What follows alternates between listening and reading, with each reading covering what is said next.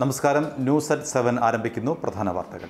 മുത്തലാഖുമായി ബന്ധപ്പെട്ട ആരോപണങ്ങൾ അടിസ്ഥാനരഹിതമാണെന്ന് പി.കെ. കുഞ്ഞാലിക്കുട്ടി. മുത്തലാഖ് ബിൽ പാർലമെന്റിൽ വോട്ടിനിട്ടപ്പോൾ ഹാജരാകാതിരുന്നത് സംബന്ധിച്ച വിവാദത്തിൽ പ്രതികരണവുമായി മുസ്ലിം ലീഗ് ദേശീയ ജനറൽ സെക്രട്ടറിയും എം.പിയുമായ പി.കെ. കുഞ്ഞാലിക്കുട്ടി രംഗത്ത് വന്നു. ഇപ്പോൾ നടക്കുന്നത് ചില തൽപര കക്ഷികളുടെ കുപ്രചരണമാണെന്നും പാർട്ടിപരമായും വിദേശയാത്രപരമായും അത്യാവശ്യങ്ങൾ ഉള്ളതുകൊണ്ടാണ് പാർലമെന്റിൽ ഹാജരാകാൻ കഴിയാതിരുന്നതെന്ന് കുഞ്ഞാലിക്കുട്ടി വിശദീകരിച്ചു. മുത്തലാഖ് ബിൽ രണ്ടാം വട്ടം ലോക്സഭയിൽ വരുമ്പോൾ ചർച്ചയ്ക്ക് ശേഷം ബഹിഷ്കരിക്കുക എന്നതാണ് കോൺഗ്രസ് ഉൾപ്പെടെയുള്ള കക്ഷികൾ തീരുമാനിച്ചിരുന്നതെന്നും തന്നോട് ആലോചിച്ച ശേഷമാണ് ഇ.ടി. മുഹമ്മദ് ബഷീർ വോട്ട് ചെയ്തതെന്നും പി.കെ. കുഞ്ഞാലിക്കുട്ടി പറഞ്ഞു. കേരളത്തിൽ ഫോൺ ചോർത്തൽ ആരംഭിച്ചത് കോടിയേരി ബാലകൃഷ്ണൻ ആഭ്യന്തരമന്ത്രിയായിരുന്നപ്പോഴാണെന്ന് ടി.പി. സെൻകുമാർ. തിരുവനന്തപുരത്ത് ഒരു ചടങ്ങിൽ സംസാരിക്കുമ്പോഴാണ് മുൻ ഡി.ജി.പിയുടെ വെളിപ്പെടുത്തൽ. ഫോൺ ചോർത്തൽ തുടങ്ങിയത് കോടിയേരി ബാലകൃഷ്ണൻ ആഭ്യന്തരമന്ത്രിയായിരുന്ന കാലത്താണ്. പേരൂർക്കടയിലെ ഒരു വീട്ടിൽ ഉപകരണങ്ങൾ സ്ഥാപിച്ചായിരുന്നു ചോർത്തൽ. ജേക്കബ് പുന്നൂസ് ആയിരുന്നു അന്ന് ഡി.ജി.പി. ഇമെയിൽ ചോർത്താൻ തുടങ്ങിയതും തനിക്ക് മുൻപുണ്ടായിരുന്ന ആളാണ്. ഫോൺ ചോർത്തുന്ന സംവിധാനം എല്ലായിടത്തുമുണ്ടെന്നും ഇവിടെയാണ് ഏറ്റവും കുറവെന്നും സെൻകുമാർ പറഞ്ഞു. ഇടതുമുന്നണി വിപുലീകരിച്ചതുമായി ബന്ധപ്പെട്ട് പരാതിയൊന്നും ലഭിച്ചിട്ടില്ല എന്ന് CPIM general secretary Sitaram Yechury. കഴിഞ്ഞ കേന്ദ്ര കമ്മിറ്റി യോഗം ഇക്കാര്യം ചർച്ച ചെയ്തതാണ്. VS മുന്നണി വിപുലീകരണത്തെ വിമർശിച്ച് രംഗത്തു വന്നത് ചൂണ്ടിക്കാണിച്ചപ്പോൾ അദ്ദേഹം കേന്ദ്ര നേതൃത്വത്തിന് പരാതിയൊന്നും നൽകിയിട്ടില്ല എന്നാണ് യെച്ചൂരി വിശദീകരിച്ചത്. ശബരിമല വിഷയത്തിൽ സെക്രട്ടേറിയറ്റിന് മുന്നിൽ നിരാഹാരം അനുഷ്ഠിച്ചു വന്ന BJP സംസ്ഥാന ജനറൽ സെക്രട്ടറി ശോഭാ സുരേന്ദ്രനെ അറസ്റ്റ് ചെയ്ത് ആശുപത്രിയിലേക്ക് മാറ്റി.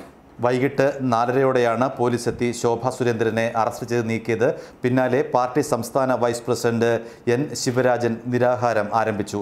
കഴിഞ്ഞ 10 ദിവസമായി സമരം നടത്തുന്ന ശോഭയുടെ ആരോഗ്യസ്ഥിതി വളരെ മോശമാണെന്ന് ക്രിസ്മസ് ദിവസം തന്നെ ഡോക്ടർമാർ മുന്നറിയിപ്പ് നൽകിയിരുന്നു.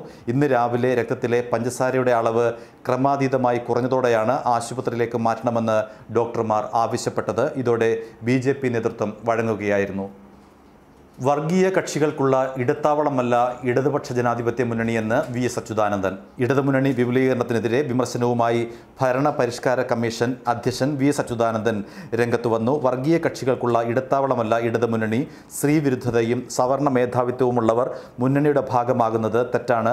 കുടുംബത്തിൽ പിറന്നവരാരും ശബരിമലയ്ക്ക് പോകില്ലെന്ന നിലപാടുള്ളവരെ സ്വീകരിച്ചാൽ മുന്നണിക്ക് ബാധ്യതയാകുമെന്നും VS അച്യുതാനന്ദൻ പറഞ്ഞു. 4 പാർട്ടികളെ ഉൾപ്പെടുത്തി മുന്നണി വിപുലീകരിക്കാൻ കഴിഞ്ഞ ദിവസം ചേർന്ന LDF യോഗം തീരുമാനിച്ചിരുന്നു. കേരള കോൺഗ്രസ് B അടക്കമുള്ള പാർട്ടികളെയാണ് ഇടതുമുന്നണിയിലേക്ക് ചേർത്തത്. VS അച്യുതാനന്ദന്റെ പ്രസ്താവനയ്ക്ക് Kerala Congress B chairman R. ബാലകൃഷ്ണപിള്ളയുടെ മറുപടി. താൻ സവർണന്റെയോ അവർണന്റെയോ ആളല്ല എന്ന് ബാലകൃഷ്ണപിള്ള പറഞ്ഞു. സവർണ മനോഭാവമുള്ളവരെ മുന്നണിയുടെ ഭാഗമാക്കുന്നത് തെറ്റാണെന്ന VS അച്യുതാനന്ദന്റെ വിമർശനത്തിന് മറുപടി പറയുകയായിരുന്നു R. ബാലകൃഷ്ണപിള്ള.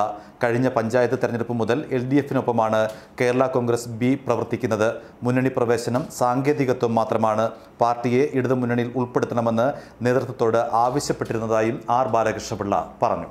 ഫ്ലെക്സ് കടയുടമയ്ക്ക് KPCC ജനറൽ സെക്രട്ടറി ശരത്ചന്ദ്ര പ്രസാദിന്റെ മർദ്ദനം. കോൺഗ്രസ് പ്രവർത്തകനായ ഫ്ലെക്സ് കടയുടമയ്ക്കാണ് KPCC general secretary T. Sarathchandra പ്രസാദിന്റെ മർദ്ദനം ഏറ്റത്. കവടിയാറിൽ ഫ്ലെക്സ് വേൾഡ് എന്ന സ്ഥാപനം നടത്തുന്ന സുരേഷിനെയാണ് സ്ഥാപനത്തിനുള്ളിൽ കയറി നേതാവ് മർദ്ദിച്ചത്. സംഭവത്തിന്റെ CCTV ദൃശ്യങ്ങൾ പുറത്തുവന്നു. കഴിഞ്ഞ നിയമസഭാ തെരഞ്ഞെടുപ്പ് കാലത്ത് ഫ്ലെക്സ് അടിച്ച വകയിൽ 1.5 ലക്ഷത്തോളം രൂപ നൽകാനുണ്ടെന്നും ഇത് നൽകാതെ പുതിയ ജോലി ചെയ്യില്ലെന്ന് കടയുടമ പറഞ്ഞതുമാണ് ശരത്ചന്ദ്ര പ്രസാദിനെ പ്രകോപിപ്പിച്ചതെന്ന് സൂചനയുണ്ട്.